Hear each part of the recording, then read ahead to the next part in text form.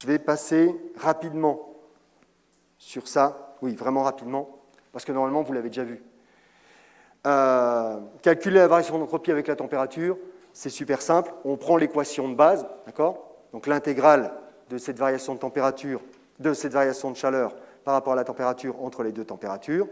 Et puis, on a juste à intégrer. La quantité de chaleur d'un corps, c'est sa masse ou son nombre de moles fois sa capacité calorifique. La quantité de chaleur qu'il est capable de stocker par gramme ou par mol. D'accord? Capacité calorifique, c'est un truc qu'on trouve dans les bouquins, d'accord? Qu'on vous donne dans un exercice. On ne l'invente pas. Et c'est à multiplier par la différence de température. Donc on a NC dt sur T, et ça, à intégrer, c'est relativement simple, puisqu'on a dt sur T. Donc on obtient littéralement, alors oui, cette différence de température, hein. Donc on l'a dans les bouquins, voilà. Le CV, c'est capacités calorifiques, on peut les avoir à pression constante, on peut les avoir à volume constant, c'est des points de détail, c'est juste pour expliquer pourquoi moi j'ai écrit C, et qu'il est plus qu'envisageable que dans les cours que vous avez eus avant, on vous avait donné CP à la place. CP, c'est à pression constante, CV, c'est à volume constant, d'accord? Comme là, je ne sais pas si je suis à pression ou à température constante, ben, j'ai juste mis C. Voilà, c'est tout. Donc, il ne faut pas vous en étonner. C'est pour expliquer les choses.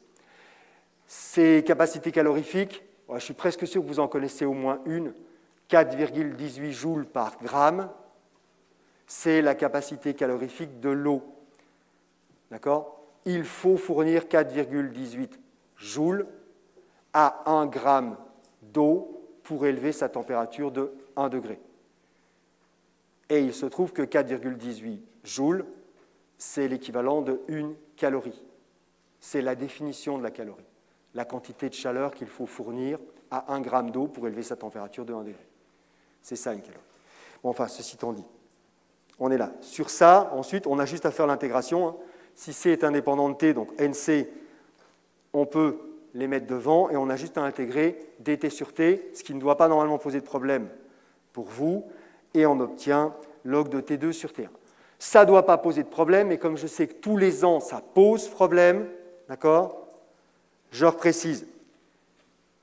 La primitive de 1 sur T, c'est log de T. On va donc avoir NC, log de T entre T1 et T2. Ce qui fait donc NC, log de T2 moins T1. Et log de T2 moins log de T1, ça fait log de T2 sur T1. Parce que log de A moins B, c'est log de A sur B. D'accord? Donc ce qui explique pourquoi je me retrouve avec ce NC log de T2 sur T1. Est-ce que vous avez besoin de savoir refaire ça? Non, c'est comme d'habitude. Si jamais il y a un calcul à faire ou un truc dans ce goût-là, ça, en UE3, vous l'avez dans votre cours, quoi. Voilà. Et je ne sais pas pour l'U1, parce que ça ne me regarde pas, ce n'est pas moi qui vais vous poser des questions sur cette partie-là en U1. Mais voilà, ce n'est pas un truc à savoir particulièrement, encore que savoir que la primitive de 1 sur T, c'est log de T, oui, ça vous devriez le savoir normalement. Mais vous voyez que ce n'est pas excessivement compliqué, on obtient une formule qu'on peut réutiliser directement, hein, qui ne pose aucun problème. D'accord? Vous pouvez voir d'ailleurs en fait que si T2 est plus grand que T1, que ça s'est réchauffé, eh bien vous avez une valeur qui est positive. D'accord? Voilà. Et on peut prendre un exemple, si vous voulez, pour voir effectivement que ce n'est pas compliqué. On prend 1 litre d'eau, on le passe de 50 à 100 degrés. La capacité calorifique donc de l'eau, c'est 4,18 joules par gramme et donc par degré. D'accord? On gagne 1 degré chaque fois qu'on fournit 4,18 joules à 1 gramme d'eau. La formule, c'est celle-ci, mais je peux l'utiliser directement comme ça. D'accord?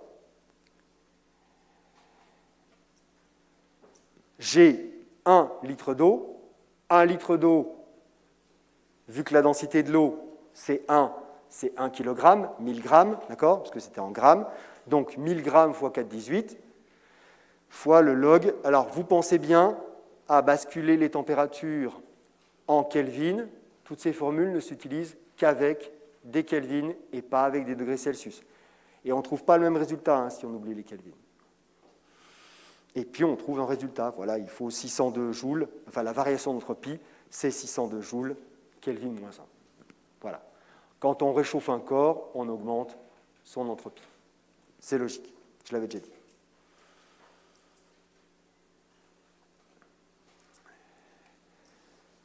Mais on n'est pas tout le temps en train de réchauffer des corps.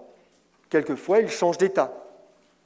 Et un changement d'état, c'est-à-dire passer de liquide à l'état gazeux, passer de l'état gazeux à l'état solide, passer d'un type de cristal à un autre type de cristal, par exemple pour la glace, on a vu qu'il y avait plein de types de cristallisation différentes, d'accord ? Eh bien, ça se fait à température constante. Ah, mais si ça se fait à température constante, ça va être plus simple, parce qu'intégrer un truc par rapport à la variable de température, quand ça se produit à température constante, c'est forcément plus simple si la température constante. La quantité de chaleur, c'est un truc qu'on va trouver dans les bouquins aussi, qui va nous dire, pour faire passer 1 gramme d'eau de l'état liquide à l'état gazeux, il faut tant d'énergie. Point. Fin. On va trouver, et on appelle ça la chaleur latente. Pourquoi on appelle ça la chaleur latente? J'en sais rien, c'est un vieux truc historique, d'accord, qu'on traîne depuis longtemps, mais on appelle ça la chaleur latente. Ou la chaleur de transition, de phase, et on précise laquelle.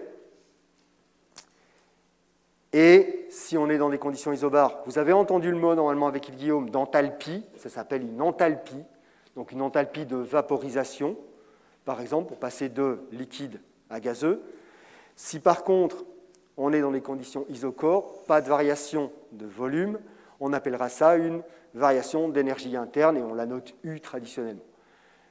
Ce n'est pas des trucs à inventer, c'est juste des trucs on a le chiffre qui traîne quelque part, d'accord, et vous avez la partie sur le premier principe à votre disposition pour éventuellement les calculer.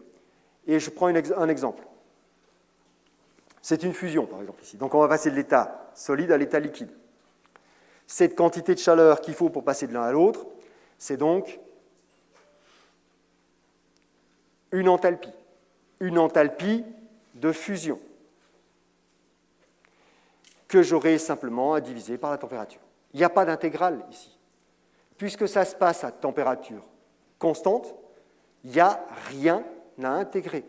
On prend la quantité de chaleur qui est dans l'énoncé, on divise par la température qui est dans l'énoncé.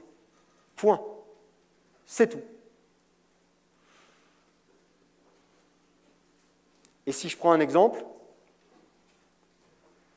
mon litre d'eau de tout à l'heure, qui passe de liquide à vapeur à 100 degrés Celsius, a une enthalpie de vaporisation de 40 kJ par mol.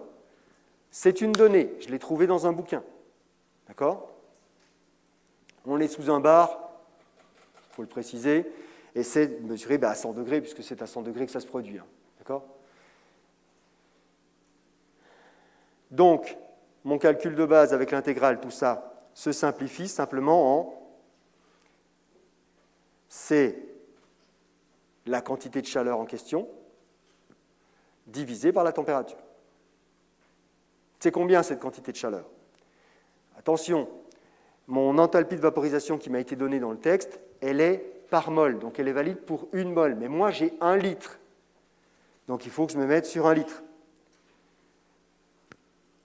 Donc je me rapporte à 1 litre fois les 40 000. Oui, vous n'oubliez pas, c'était des kilojoules. D'accord? Donc ça évitera de se mettre dedans dans les unités par la suite. Donc j'ai mis 40 000. Et puis on passe en Kelvin, donc les 100 plus 273. Et comme tous les ans, j'ai le même problème avec ce 1000 sur 18 que personne ne comprend. Je vais le détailler. Les 40 000, ils sont par mol, donc j'ai besoin d'un nombre de mols. Combien de mols y a-t-il dans 1 litre d'eau? 1 litre d'eau, c'est 1000 grammes. 1 mol d'eau, c'est 18 grammes par mol. 1000 divisé par 18, 1000 grammes divisé par 18 grammes par mol, ça donne 55,6 mols d'eau par litre. C'est le 1000 sur 18 qui est ici. C'est juste le nombre de mols d'eau qu'il y a dans 1 litre. D'accord? Pour être dans 1 litre, parce que ça avait été donné en mol. Voilà, donc ça fait le calcul. Et vous voyez que là, par contre, Autant pour réchauffer l'eau, ça faisait une quantité d'entropie qui était générée, qui était relativement faible. Par contre, passer de l'état liquide à l'état vapeur, ça génère une très très grande quantité d'entropie. Ces entropies peuvent être de référence, de réaction, de formation. Ça part dans tous les sens. Ce n'est pas un problème, c'est un point de détail, mais normalement qui est en liaison avec ce qui a dû vous être dit dans la première partie.